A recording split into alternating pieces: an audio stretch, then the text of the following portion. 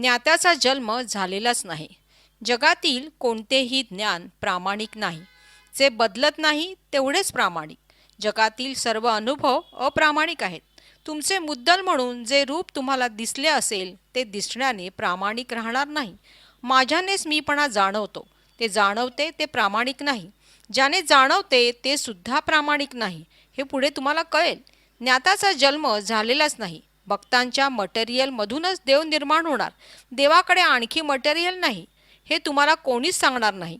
देवाला अवतार घ्यायला त्याच्याकडे काय आहे? भक्तांच्या चैतन्यातूनच देव गणवेश घेतो. नीट ऐकून ठेवा.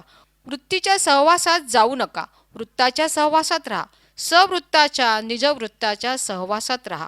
हे वृत्त म्हणजे आपण आहोत असे अवांछित ज्ञान, जे स्वतःचे आणि जगाचे भरणपोषण करते ते. हे ऐकून सुद्धा तुम्ही अजून भटकता. धनदौलत गेली आणि भाग्यवान झालो म्हणून भगवंतांच्या भेटीची इच्छा झाली अशी निष्ठा झाली पाहिजे. एकनिष्ठा लाभल्यानंतर हवी तेवढे दुःखे आली तरी ती सहन होतात. प्रश्न: जे कृष्णमूर्ती गुरु का मानत नाहीत? उत्तर: गुरु व गुरुत्व म्हणजे काय हे जे कृष्णमूर्ती जाणतात म्हणून ते गुरु बिरू करू नका असे म्हणतात. कायेतील आपण असल्याची जाणीव हाच तो गुरु. आपल्याला भजता येत नाही म्हणून आपण असल्याच्या जाणीवेला गुरु समजून भजायचे असते. आपण असल्याच्या जाणीवेवर तुम्ही प्रेम करता असे नाही, तीच प्रेमस्वरूप आहे. आपण असल्याचे ज्ञान न जाणू जाता जाणवते. ते जाणवल्यानंतरच बाकी सर्व जाणले जाते. ते आहे ही श्रद्धा आहे. जगातील सर्व व्यवहार आत्मप्रेमासाठीच होतोय. व्यवहार करणे, वागणे म्हणजे रजोगुण. वागले ना त्याची नोंद ठेवणे हा तमोगुण. ज्याची लाघवी हालचाल मायाशक्ती नावाने खेळत आहे तो विश्वाचा विश्वात्मा आहे, तोच गुरुदेव. नकळत कळतेपणाला आलेले तुम्हाला तुम्ही असल्याचे ज्ञान. तुम्ही त्याला ओळखले नाही म्हणून कायेवर प्रेम करता. कायेचे रक्षण त्याची प्राणशक्ती करते. ती आत्मप्रेमासाठी वाटेल ते करते. उजेडाला उजेड देणारा, उजेडाचा उदय करणारा आत्मप्रेमाचा ठसा आहे. आत्मप्रेम म्हणजे आपण असल्याचे ज्ञान.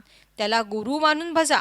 अमुक एक स्थिती जाईपर्यंत तुम्ही तुम्हाला भजू शकत नाही म्हणून गुरुला भजा. आज तुम्हाला परमात्म श्रद्धा हवी असेल, केवळ आपल्याकरिता आपली श्रद्धा अद्वैत. सवयीशिवाय काहीच शक्य नाही. सवयीनेच विना शब्द राहता येईल. एखादी गोष्ट पाहिल्यावर तिचा फोटो घेतला जातो. तो काय तुम्ही घेता? तो आपोआप घेतला जातो. हे हरिमायेचे लाघव आहे. वृत्त केवळ बघ्या आहे. या आत्मप्रेमाला गुरु म्हणून भजा.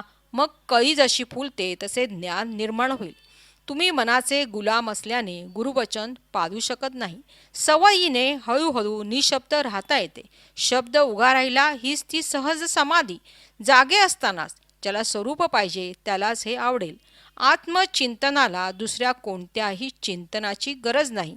हे आत्मचिंतनही सवयीने अचिंत्य होते. सर्वाभूती सर्वात्मा हे तुझे रूप आहे.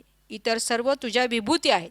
अगोदर स्वप्न आकाश तुमच्यातून बाहेर पडते, मग त्याच्यात तुम्ही एक आकृती म्हणून वावरता. हे सर्व नकळतच होत असते. अखिल जगाचा सर्वात्मा म्हणजे स्वपन किंवा आलेली जाग. गुरुआज्ञेप्रमाणे गुरुआज्ञा ऐकणाऱ्या ज्ञानाची पूजा करा. त्यालाच अनन्य शरण जा.